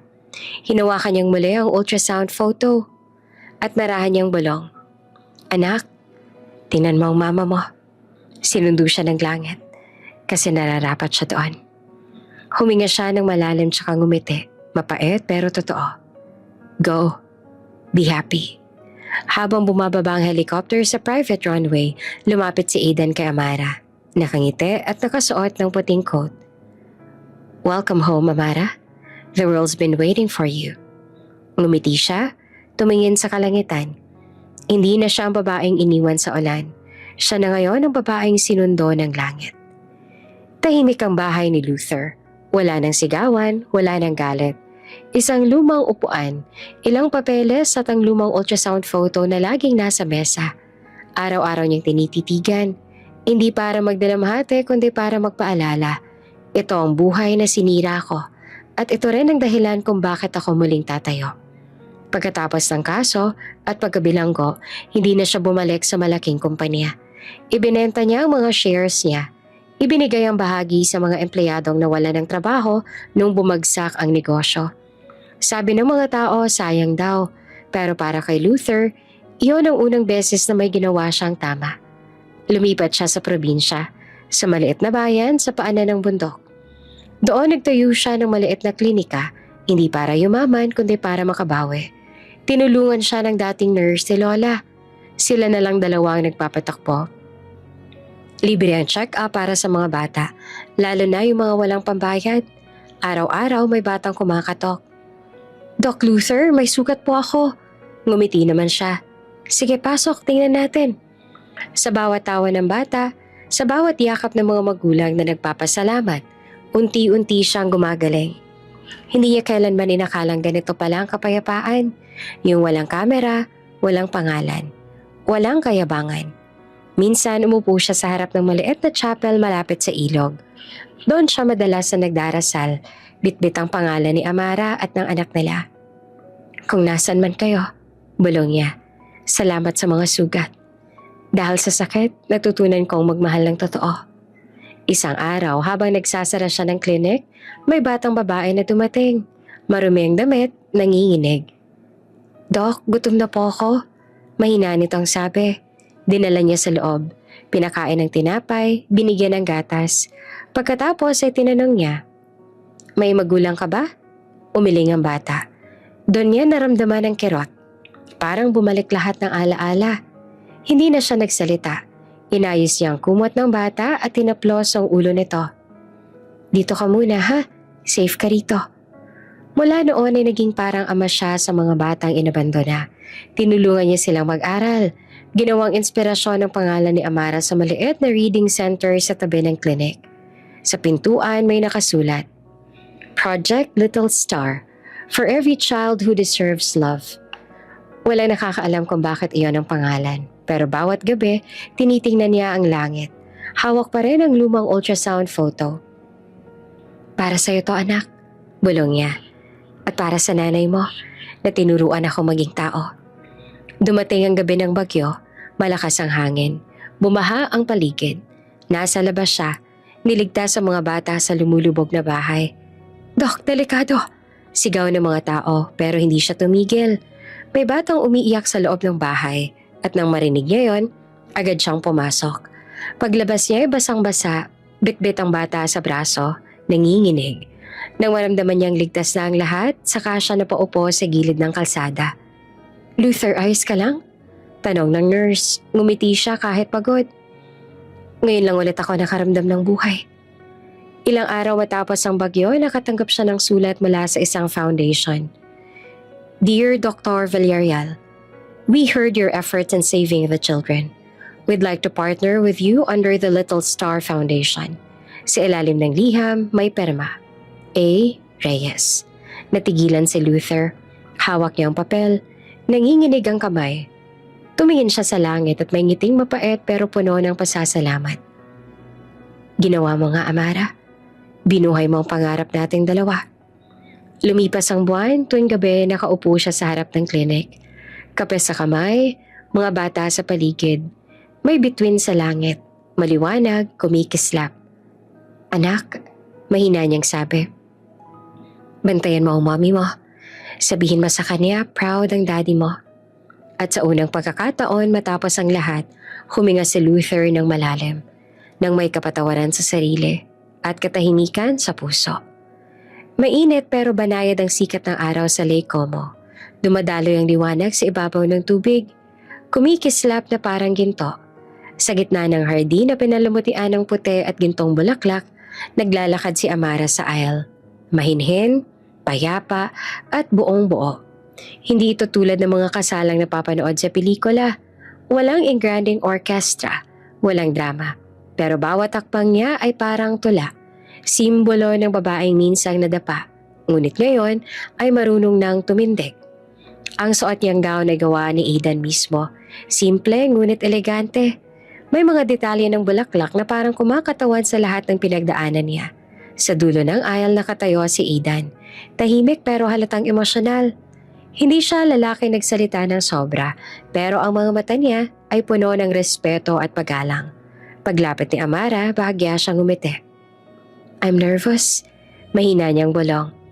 Si Alessio marahang hinawakan ng kamay niya. Good, it means it's real. At sa sandaling iyon, nagsimula ang seremonya. Hindi man ingrande pero bawat salita ng pare tumatama sa puso. Marriage, sabi ng pare, is not about possession but partnership. Not about who completes who, but about two people who choose to grow together. Habang nakikinig si Amara, parang dumaan sa isip niya ang lahat. Ang mga gabi ng pag-iyak, ang pagtakbo sa ulan, ang pangungutya ng mundo, ang pagbagsak at pagbangon. Ngayon, nandito siya. Hindi na ang babaeng tinulak ng kapalaran, kundi ang babaeng pumili ng sarili nilang direksyon. Pagkatapos ng I do, sabay silang umiti. Wedding bells rang, mga bulaklak na itinapon ng hangin at mga palakpak ng mga kaibigan at volunteers ng foundation. Pagkatapos ng kasal sa reception na may view ng lawa, tumayo si Amara sa harap ng mga bisita. Hawak niya ang microphone. Nanginginig pa ang boses pero matatag. Hindi ko akalain na darating tong araw na to, sabi niya. Akala ko dati, kapag nasira ka, tapos sa lahat. Pero hindi pala. Pwede kang mabuo ulit sa tamang panahon, sa tamang mga tao, at higit sa lahat, sa tamang pag-ibig. Nagpalakpakan ng mga tao.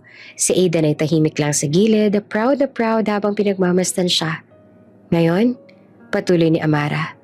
Gusto kong ipakilala ang foundation na tinatag namin para sa lahat ng babaeng kagaya ko na nawalan pero hindi sumuko. Sa likod ng stage lumitaw malaking logo, Little Star Foundation, at sa ilalim may nakasulat, In honor of the child who lived in my heart. Napaluha ang ilan sa mga bisita, kabilang na ang ilang babae mula sa mga rural programs na tinulungan niya noon. Ang foundation na ito, sabi niya, ay para sa mga nanay na nagdadalamhati, mga babaeng binaliwala, at sa mga taong gustong magsimulang muli. Hindi ko alam kung ano ang bukas, pero alam kong habang may puso kang handang magmahal ulit, laging may pag-asa. Tumayo si Aidan at niyakap siya mula sa likod. Tahimik lang siyang bumulong. You've built your kingdom, Amara. You are the queen of your own story now. Ngumiti siya, humawak sa kamay nito. And you're the peace I prayed for. Sa kabilang panig naman ng mundo, sa Pilipinas, isang tahimik na baryo sa bundok. Sa maliit na klinika sa Luther ay nakaupo sa sahig kasama ang mga bata. May hawak siyang storybook habang ang mga bata ay nakikinig. Tawa ng tawa sa bawat eksena. Matapos ang kwento, tumingin siya sa langit. Sa ibabaw ng mesa may lumang ultrasound picture na naka-frame. Anak, sana masaya na ang mommy mo. Kasi ako, masaya na ako ngayon. Salamat sa inyong dalawa. Nakangiti siya pero may luha. Hindi na iyon luha ng pagsisisi, kundi ng katahimikan. Natanggap niya na ang lahat. Wala na siyang hinanakit, wala na rin kung sana. Ang natira na lamang ay pasasalamat sa pagkakataong minahal niya si Amara kahit saglit. At sa aral na iniwan nito sa kanya. Lumapit ang batang pasyente at hinilang damit niya. Dok, laro po tayo ulit. Ngumiti siya at pinunasan ng bata. Sige po, pero this time, ikaw ang mananalo. At sa likod ng klinika, habang pinapanood ang paglubog ng araw na patingin ulit siya sa langit. Doon sa kalayuan parang may kumikislap na liwanag sa himpapawid. Isang jet na dumaraan, papunta sa bagong yugto ng buhay. Ngumiti siya. Goodbye, Amara. Ang jet ni Amara ay lumipad patungong kalangitan. Simbolo ng pag-angat at ng kalayaan. Sa lupa, si Luther nakatayo sa gitna ng mga bata. Hawak ang lumang litrato, nakatingala, payapa. Dalawang kaluluwang magkaibang landas pero parehong nakalaya. May mga pagmamahal na dumarating para turuan ka at may mga pag-ibig naman na ibinigay para iligtas ka.